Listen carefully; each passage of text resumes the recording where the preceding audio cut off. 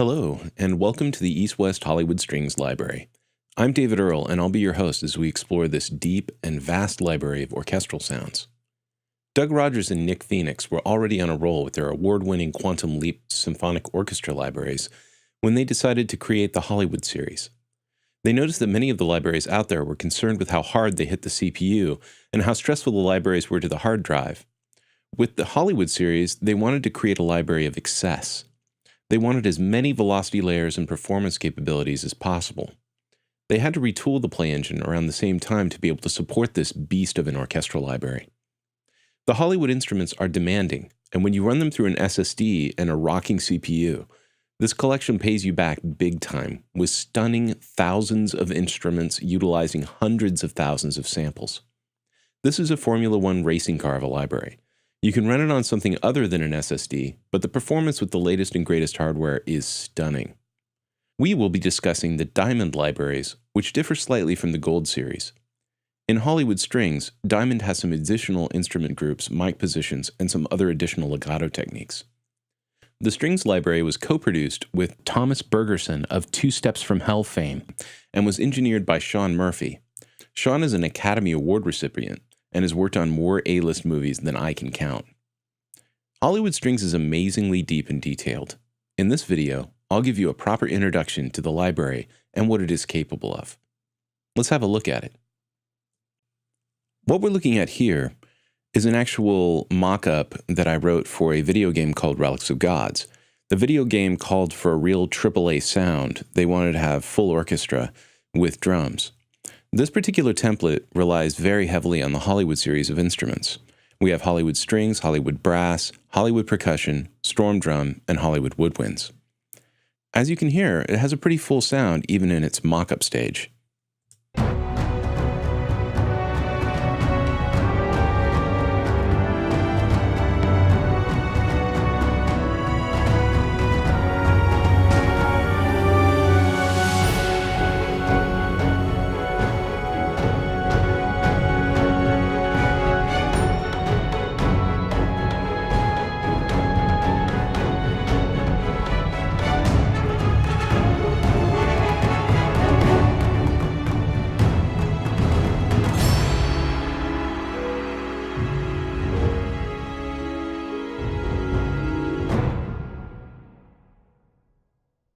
So like I said, I rely very, very heavily on these strings, and even though it sounds pretty good right now, when you get into some of the performance techniques that they have built into the play engine surrounding this library, you can make it sound amazing. Let's get into the library and look at the sounds and how they're organized and how you can incorporate them into your workflow. Let's get into the browser. In the browser, we see that there is a Quick Start Hollywood Strings. This is a sort of good quick start introduction to all of the different strings that are available in the string library. Underneath that, we have Template Pro. This would be a good way for you to start your template, build your template up with all of the main sections and instruments that you may need for a professional production. Underneath that, we have our first violins, second violins, basses, cello, full strings, and violas. You'll note that in the Diamond series, we also have divisi. Sometimes in a orchestration, you'll have players that share a stand play different notes. When that happens, they're going to have a different sound. So in the close mics in the Hollywood Strings library, if you use divisi, it's actually going to separate the two players that are sharing the stand so that you can very clearly hear left and right. That's only available in the Diamond series. Inside these libraries, you'll note that they have long, powerful system, short, tight, short, loose, effects, key switch, some legato types, and then legacy. Long are generally going to be your long sustained strings. And below that, we have long, powerful system, which are systems that incorporate a lot deeper scripting and a lot more samples and a lot more velocity layering. So only use the long, powerful system if you're using an SSD and a very, very powerful CPU. When we look at the nomenclature of these things, It's important to look through the documentation and get very familiar with the nomenclature. Over here, when we have the first violins, NV, NV, NV, VB, RR, what does that all mean?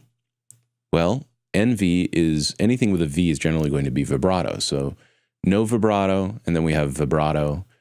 RR means round robin. So round robin means when you hit a key twice in a row, it's going to play a different sample for each time that you hit it.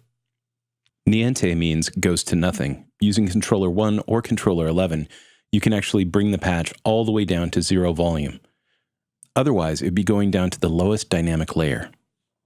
Down below, we have our different articulations. We have detache, we have marcato, and then we get into these. So 6 strings, dB means down bow. 4th position is a position on the string where you can play these notes that gives it a very specific timbre. When you get into the KSFP, that means key switched finger position. So you have the ability to switch finger positions on the violin. So a violin can play the same note on different strings depending on what note you're playing. And this will allow you to change the finger position as you see fit. It's a wonderful thing for orchestrators. DB means down bow. RR means round robin. UB means up bow. So when you have round robin, it's going to be a down bow and an up bow. You can actually decide where it's going to start as well, using various MIDI commands, which we'll talk about a little bit later. So once again, it's important to go through the documentation and really understand the nomenclature of this library. When we get into long, powerful systems, you'll note that the selections are a little bit fewer, but that's because they're actually built into the instrument. Sustained, round robin, down bow, key switch finger position, we're starting to understand what all of this means. Short, tight articulations give us things like Bartok pizzicato, where you're pulling the string and letting it slap against the fingerboard. We have collegno, we have marcato, pizzicato, ricochet, all of these great short articulations. So these are ways that you play the strings in a very short way. We also have mod combos, which allows you to use the mod wheel to switch between different types.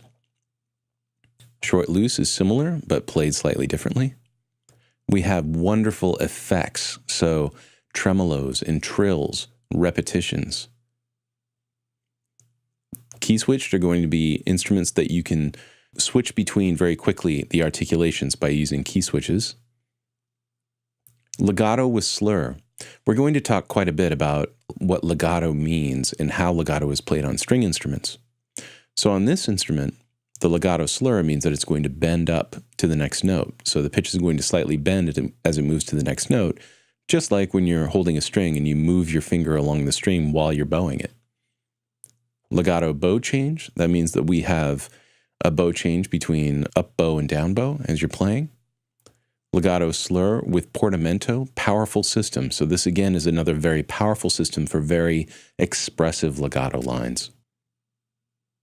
We have a legato bow change system without slur, and then we have some legacy instruments that came from the library before. This folder architecture is going to remain consistent amongst all of these instruments until we get to the full strings. With the full strings, what's happening is it's going to load a lot of different instruments at the same time and apply them to different channels. I'll go ahead and load one now. On the left-hand side, we see the articulations that have been loaded. These are actually full instruments.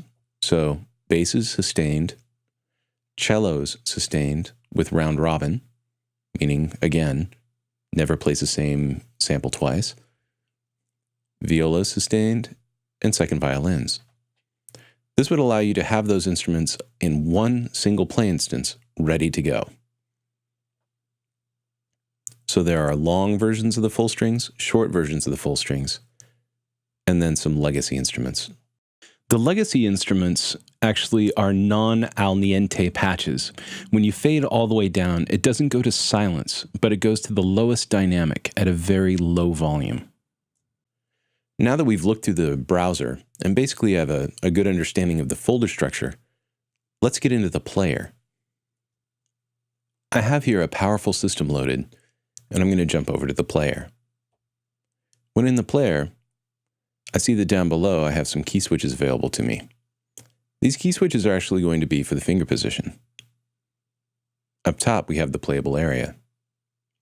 In the player up top on the left-hand side, we have our system settings: MIDI, port, channel, transpose, velocity minimum, velocity maximum, voice limit, and bit depth.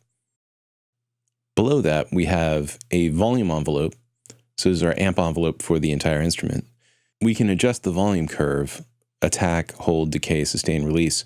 Most of the instruments sound very, very good as is, but if you want to go for some weird effect, you can go in and you can alter this envelope if you want to get some additional attack to a string.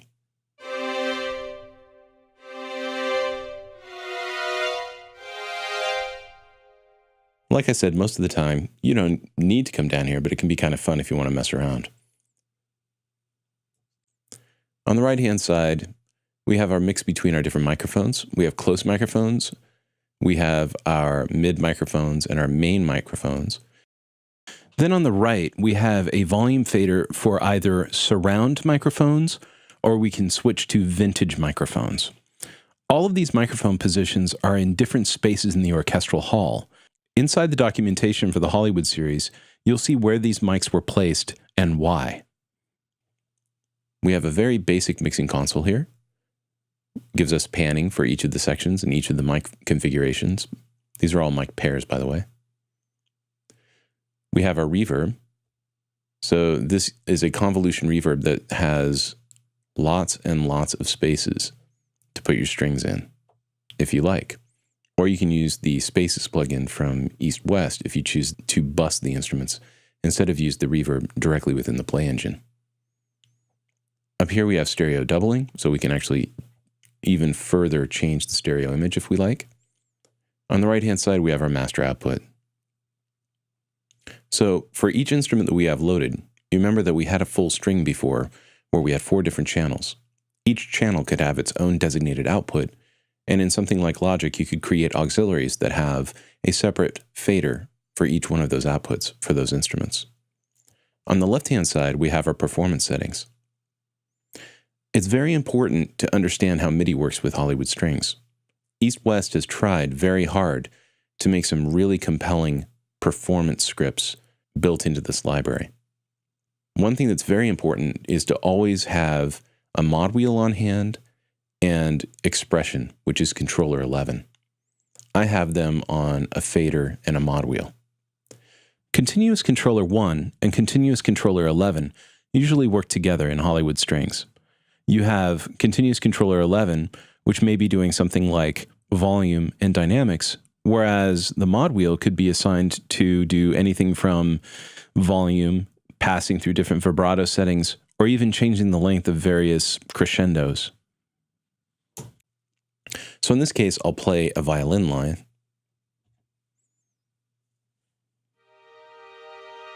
I'm slowly increasing expression.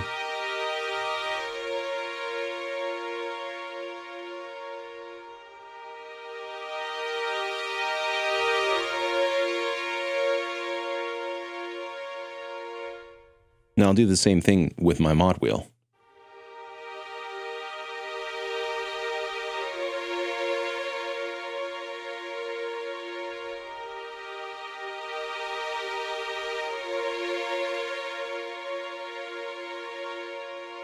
And you can hear how the tone changes, right? It's very important to understand the difference between using your mod wheel and using expression. And then, in addition, you could go in and do volume automation within your DAW if you need to. But oftentimes, I try to rely as much on this MIDI control as possible. Really good orchestrators know that playing a note on a different string on a violin can give you a very different tone, timbre, and emotional mood.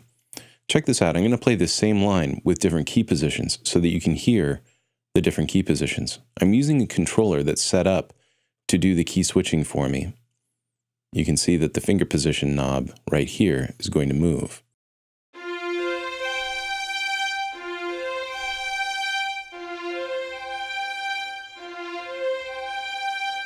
So you can hear as we change the finger position, it actually changes the warmth of the string.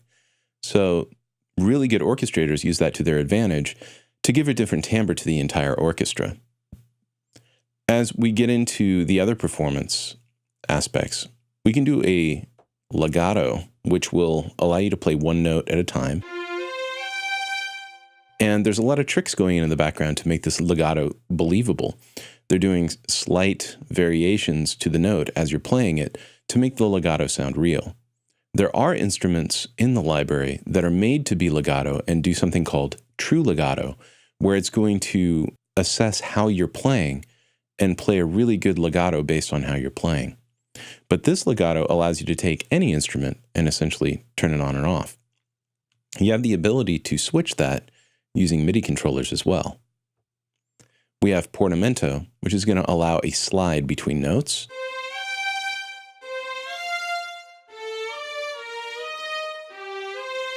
Now again, this is a portamento that's being added to this script, even though this particular instrument doesn't have portamento or what we would call a slur built into it, but we have the ability to add this to an instrument if we need to. Repetition. What repetition does, remember when I talked about round robin? This creates a round robin effect by adding variation to the actual note. So it sounds like it's not playing the same sample over and over again, but they're actually doing that within the script, changing tuning and changing timbre to make it sound believable. Round robin reset is used for round robin instruments when you have them start always the same way. We have con sordino, which is a mute effect. This can also be turned on and off by MIDI command, and it basically means with mute. So the performance options on any instrument are wonderful, but what I'd like to show you now are some of the instruments where the heavy scripting is actually built into these powerful systems and how that works. So let's listen to some of these instruments. First, all together.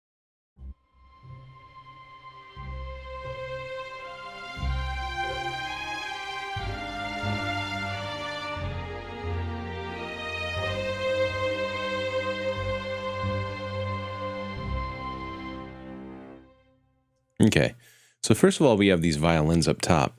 The cool thing about these violins is they have both legato and slur, so they're having a little bit of a slide between the notes, which gives them a really beautiful expression.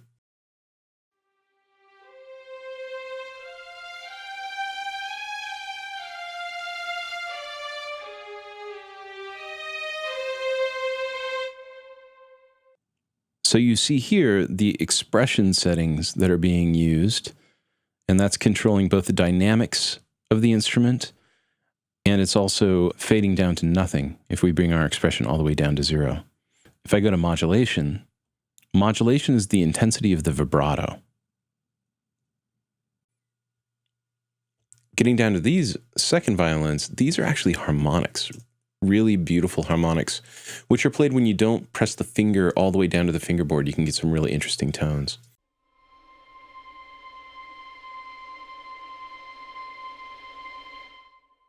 There's a lot of extended techniques in this library, and it really pays to explore them all. Here's some pizzicato strings.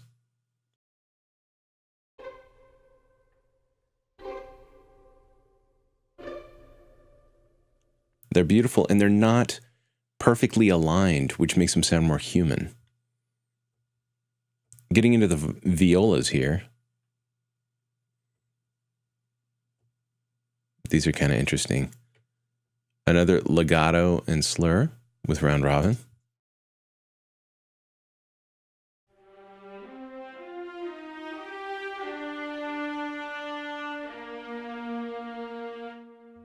And then when we get into the cello here,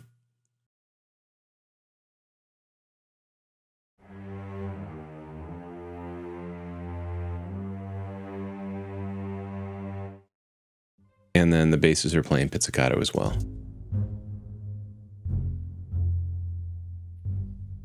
And then giving them all a very different sound. It's important to note that beyond the mixer that you have here, if you open up the actual mixer tab and click on these little faders here, it'll give you a mix between all the different mics. They also have a set of surround mics as well that you can incorporate. If you press the effects button, you get the entire SSL effects section. So an SSL channel strip, get the convolution reverb, which you can also see from the player, a SSL bus compressor, and even if you feel like it, you can go that Hans Zimmer Dark Knight route and get an amp simulator and Omicide on there to get some distortion.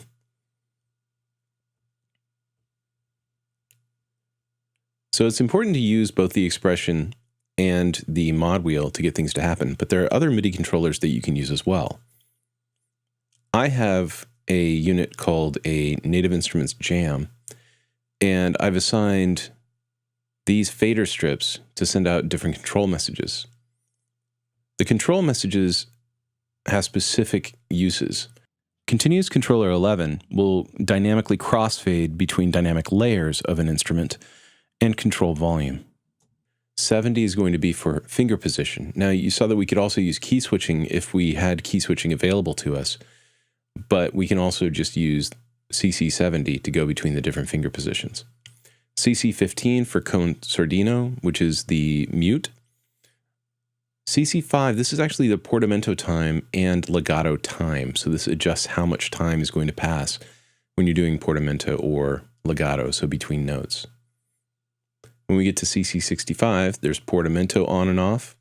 68 is going to be legato on and off. 69 is repetition on and off.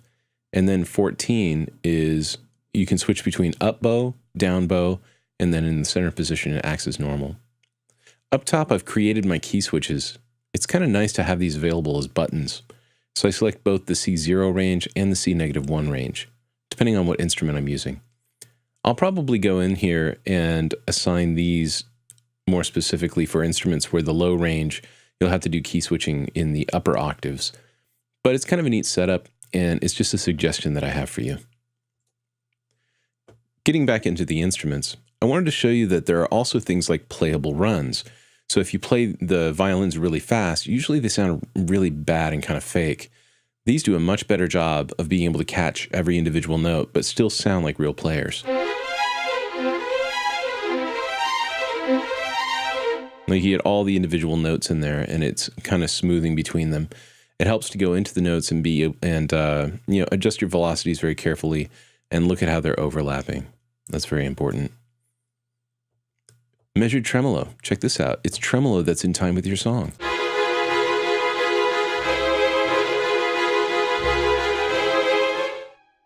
Good stuff.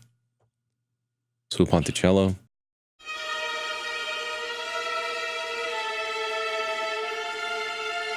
It's another towards the bridge kind of sound on the instrument. Then we also have trills. Cellos doing trills, half tone and whole tone, key switched.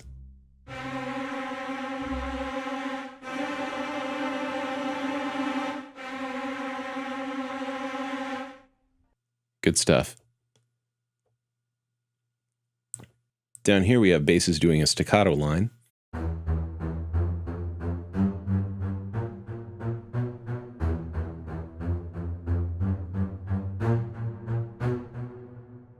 So those sound really good because, of course, all of the different velocity-sensitive layers that they have going on in here and the good scripting that makes it sound very realistic.